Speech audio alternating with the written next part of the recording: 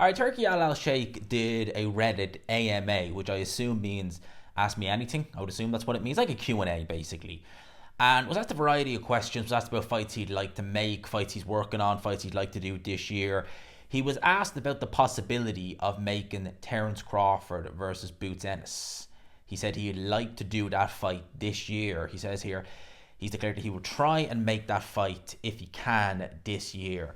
Now, as you know, I've said this several times, Boots Ennis versus Terence Crawford is a fight that I was annoyed in one sense that Crawford gave up the IBF title. Well, it was stripped from him. I think it was stripped, or either he vacated, one or the other. Because I was looking at the Boots Ennis fight and I was thinking, that fight right there, it just, for me, that has everything in it.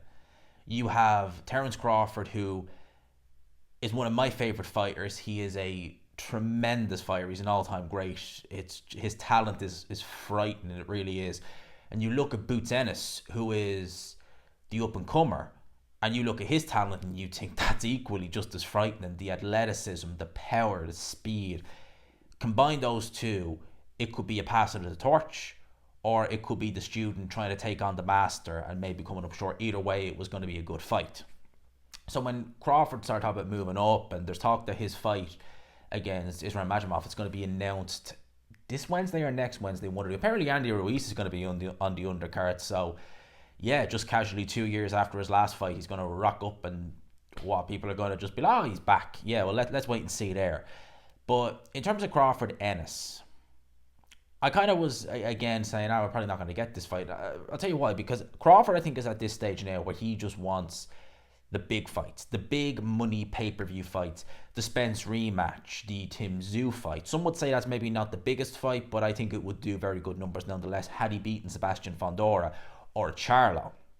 The only way you're going to get crazy money fighting the likes of Fondora or fighting the likes of Boots Ennis, because neither guy, certainly not in the case of Fondora, I hope I didn't say Fondora there, certainly the likes of Fondora, and probably, Boots Ennis as well to an extent, because he's really not known outside the hardcores. He really isn't. There wasn't much done with him when he was working. I don't think he was promoted or worked with Al Heyman. There wasn't much done with him. He's with Eddie Hearn now as a chance to get his name out there more so. But if you're Terence Crawford, you're looking at a Boots Ennis and you're thinking, that's a risky fight. And it is a risky fight. Boots Ennis is tremendously talented. It's a risky fight.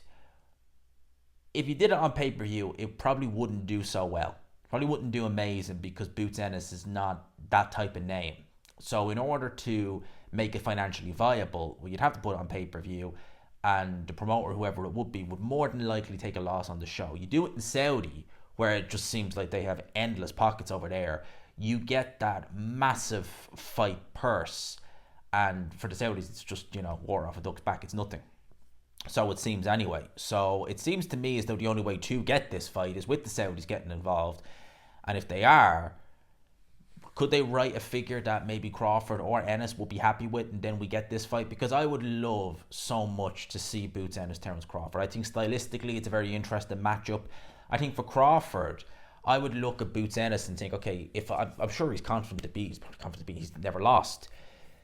He would look at that fight and think, I can beat Boots Ennis, and if I beat him, he will still. I fully expect him to have a brilliant career, and that would be like Floyd versus Canelo in how it would age, because that win for Floyd has aged like a fine wine. Floyd was the guy who took Canelo's O when he was 23 years of age. Canelo is now going on 34, I think, in July. And you look at his resume, I mean, it speaks for itself, and it speaks volume.